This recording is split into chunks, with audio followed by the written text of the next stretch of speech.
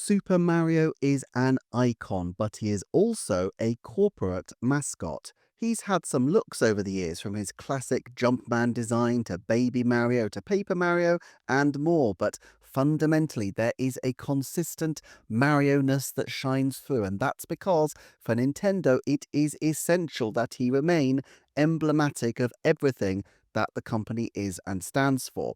And yet, over the years, it has become a subject of curiosity that although Nintendo allows a lot of creative freedom in some respects, in other ways, they can be quite controlling. So, for example, when interviewed about 2016's Paper Mario Color Splash, series producer Kensuke Tanabe noted, "Mario is not an IP that I created. From the position of someone borrowing the IP, I think it's only natural to show respect to the person who created it and let that feeling of respect guide us. So when Miyamoto-san, the father of Mario, asks us, could you make a game with only characters from the Mario family? I think it's only natural for us to give it our best shot. In other words, we are not currently thinking about returning to old NPCs. This limit seems to account for the fact that the wild and wacky variety seen in Paper Mario The Thousand Year Door isn't in evidence in the more recently produced Paper Mario games. Then again, who would ever have thought that the mustachioed mascot would be waving around a gun, and yet along comes Mario plus Rabbids Kingdom Battle, and suddenly it seems not just plausible, but actually quite a good fit. We also have the more aggressively outlined Mario Strikers look, which shows that Mario is capable of veering into slightly more edgy territory from time to time. So where are the limits?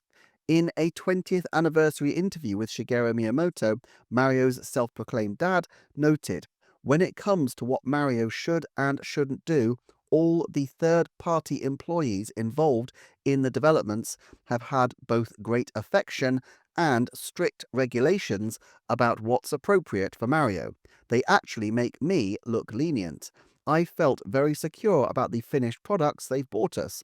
However, we do have a team that oversees the character art and visuals, and they perform very stringent checks. We also have some insight into what this might look like, courtesy of Blake J. Harris, writer of the book Console Wars, who shared a Nintendo of America style guide that was used for a variety of Mario-themed purposes, presumably everything from soap dispensers and pencil cases to a personality profile for use in, as it says, any public performance of the Mario character. The qualities described are fairly generically wholesome and heroic. He's adventurous, brave, curious, resourceful, tolerant, and loyal. It ends with Mario is the kind of guy kids would love to hang out with, all day long. Oh, and apparently his favourite music is either opera or new wave, high techno, Euro pop. I'll be honest, I struggle to imagine that this came from Nintendo in Japan, although I guess stranger things have happened. But the blunt fact is that Nintendo does not have the wherewithal to check every single Mario plush toy, board game, Pez dispenser, and more for compliance with their strict requirements.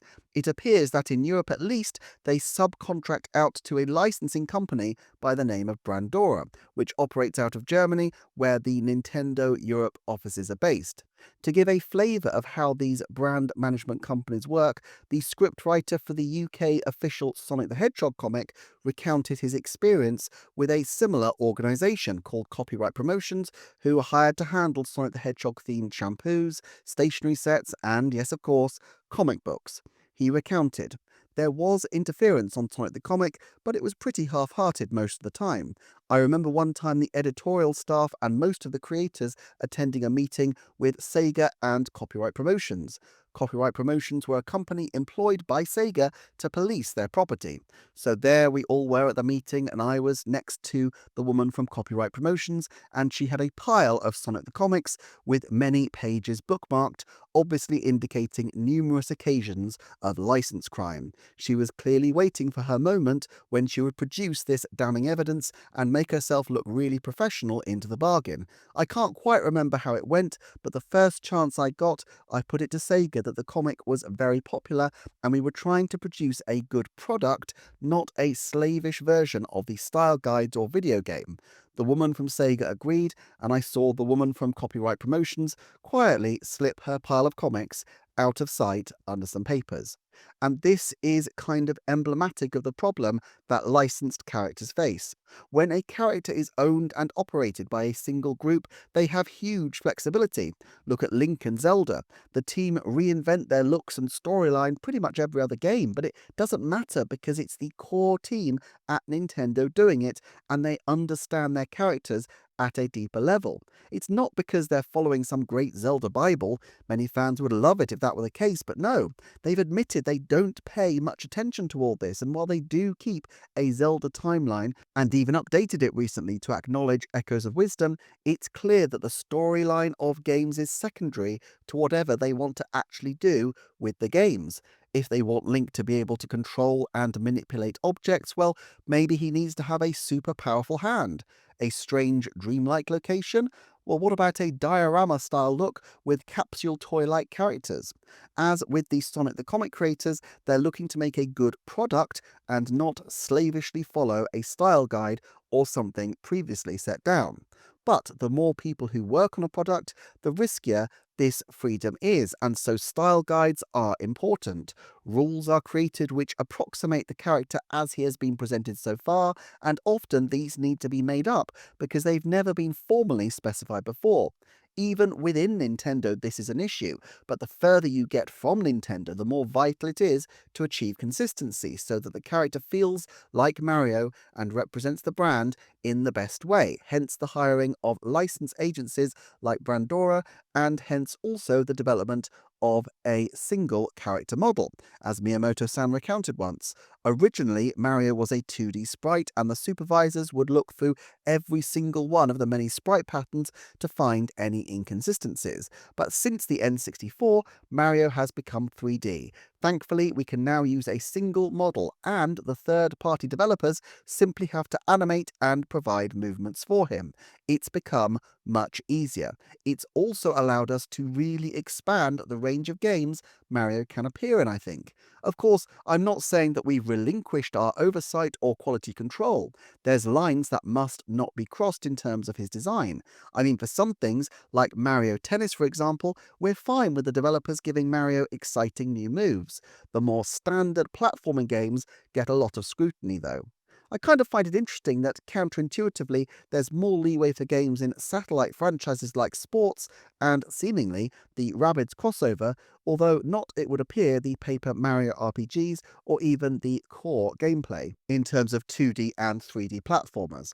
Now, having said that, I get it. Nobody's likely to remember that Mario had some cool fencing move 5 years later on some kind of spin-off game, but these major franchise entries are for keeps, and we've all heard anecdotes variously over the years about how carefully characters like Bee Mario and Elephant Mario needed to be designed to look appealing and not like some kind of monstrous creation.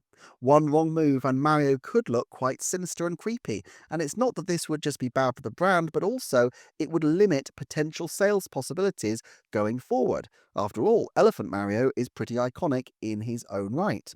Still, it's a fundamental contradiction that Mario is an icon for a company that focuses on wonder and surprise, and yet is often boxed into very strict style guides.